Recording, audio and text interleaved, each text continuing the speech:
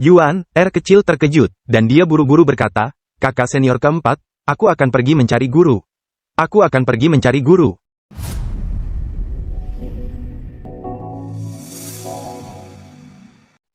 Ming Xiyin terkejut ketika mendengar hal ini.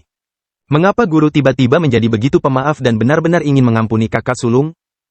Yu Sangrong terkejut, ia menatap gurunya dan berkata, Guru, Anda salah paham. Terkadang, pedang dan saber akan berbenturan, tetapi terkadang, mereka juga akan selaras. Ming Xiyin, petik 2 tanda tanya petik 2. Tatapan Lu Zhou tertuju pada Yu Sangrong saat ia mengamatinya.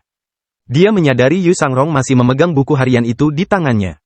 Dia berkata, basis budidaya 3 daun?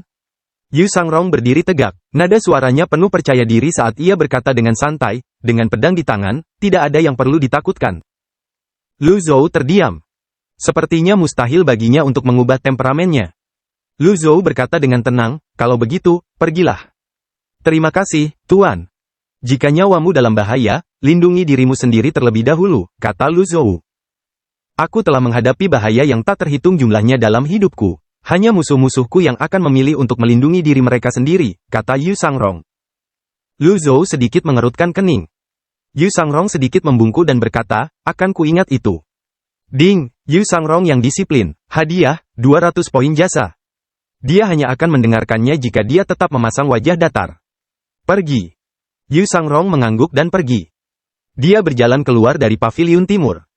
Kakak senior kedua, Ming Xiyin mengikutinya. Yu Sangrong berhenti dan menatap Ming Xiyin dengan bingung. Ada apa? Pil penumbuh daun. Ming Xiyin mempersembahkan pil penumbuh daun dengan kedua tangannya, berusaha mendapatkan simpati Yu Sangrong. Yu Sangrong melirik pil penumbuh daun itu dengan acuh tak acuh dan berkata sambil tersenyum, sebaiknya kau simpan saja barang berharga seperti itu untuk dirimu sendiri.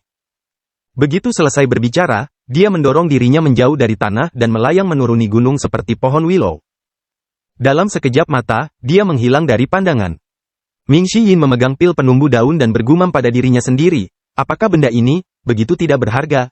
Apakah semua yang kulakukan ini sia-sia? Tuan keempat, Zhou Jifeng berjalan menghampirinya. Katakan saja kalau ada yang ingin kau katakan. Pil itu, tidak ada yang mau, Zhou Jifeng hampir meneteskan air liur. Kamu menginginkannya? Terima kasih, Tuan keempat. Zhou Jifeng buru-buru membungkuk. Kamu gila, apa aku bilang akan memberikannya padamu? Ming Xiyin menyimpan pil penumbuh daun itu. Zhou Jifeng, petik 2 petik 2. Ming Xiyin tidak memasuki paviliun timur. Sebaliknya, ia kembali ke paviliun selatan untuk beristirahat. Pada saat itu, dia melihat Cons dan Little Yuan, berjalan ke arahnya. Mereka berdua mengobrol dan tertawa. Pendatang baru.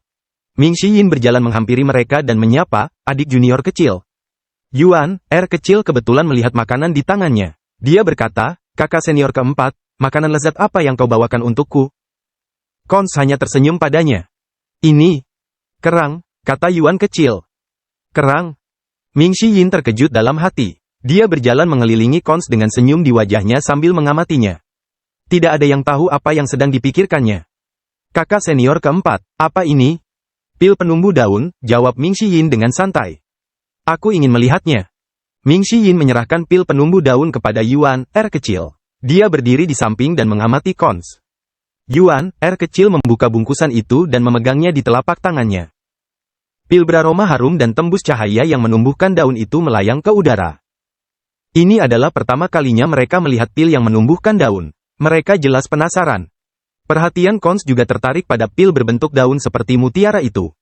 Ini, Yuan, kecil meletakkan pil penumbuh daun di telapak tangan Cons. Cons menerimanya dengan hati-hati dan memegangnya di depan wajahnya untuk melindunginya dari sinar matahari. Mereka berdua berbisik satu sama lain. Apakah ini bisa dimakan?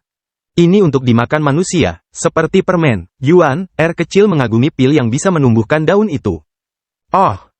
Cons memandang pil berkilauan yang menyerupai permen dan menumbuhkan daun itu. Dia ingin memakannya. Anak mana yang tidak ingin menggigit permen saat melihatnya? Dia mengangkat tangannya dan memasukkan pil penumbuh daun itu ke dalam mulutnya. Rasanya lumer di mulutnya. Saat itu, Ming Xiyin berjalan mendekat. Ketika melihat telapak tangannya kosong, dia bertanya dengan bingung, di mana pil penumbuh daunku? Aku memakannya, kata Cons dengan polos. Hah? Rasanya sedikit manis dan asin, dan sedikit pedas. Setelah mengatakan itu, kelopak mata Cons menjadi gelap, dan dia memiringkan kepalanya ke samping. Ming Yin, petik 2 tanda tanya petik 2.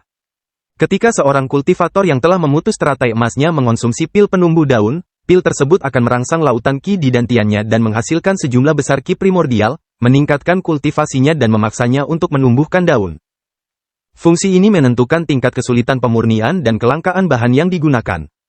Para kelinci percobaan di awal eksperimen juga merupakan kultivator, dan mereka semua adalah kultivator yang telah memasuki alam keilahian primordial.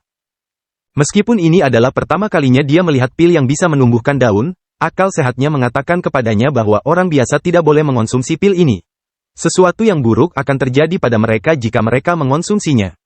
Saat melihat Cons jatuh ke tanah, dia dengan cepat mendorong dengan telapak tangannya. Energi menyelimutinya. Dengan tangan satunya, dia menutup titik-titik akupunturnya. Kakak senior keempat, ada apa dengan Cons? Adik perempuan junior tiba-tiba menyadari bahwa sesuatu telah terjadi pada Cons. Dia tampak sedikit cemas. Ming Yin ingin menegur adik perempuannya. Namun, melihat kondisinya saat ini, dia benar-benar tidak bisa menyalahkannya. Bantu dia masuk ke dalam rumah. Mereka segera membawa Cons ke kamar Little Yuan, di paviliun selatan. Yuan, kecil bertanya dengan cemas, apakah dia baik-baik saja? Dia berkata, jangan terburu-buru. Dia mengalirkan ki primalnya dan memasang segel energi untuk menghentikan kerang tersebut. Ming Yin menekan telapak tangannya untuk mengukur ki-nya. Ki primordial mengalir melalui 8 meridian luar biasa dan memasuki 5 organ internal. Dia merasakan efek pengobatan yang kuat di tubuh Cons yang bergerak gelisah. Semakin lama semakin brutal. Dia terkejut.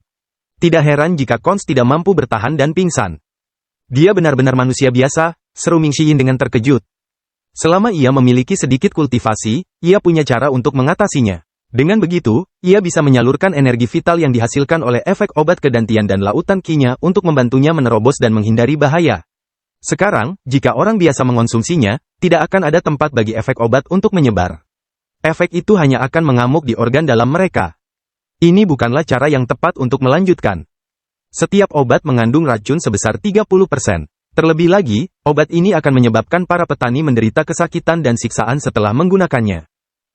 Sebagian besar kultivator telah melalui proses penempaan tubuh yang keras, dan ke-8 meridian luar biasa mereka telah ditempa sepenuhnya. Para kultivator di alam kesengsaraan keilahian yang baru lahir jauh lebih kuat daripada orang biasa bahkan jika mereka tidak menggunakan ki primordial.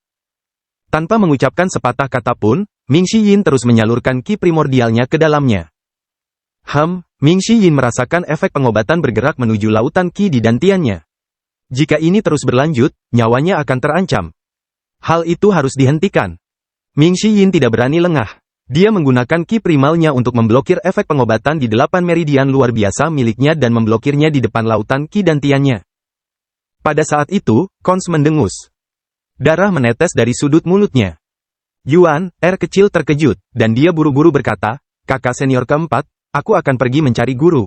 Aku akan pergi mencari guru.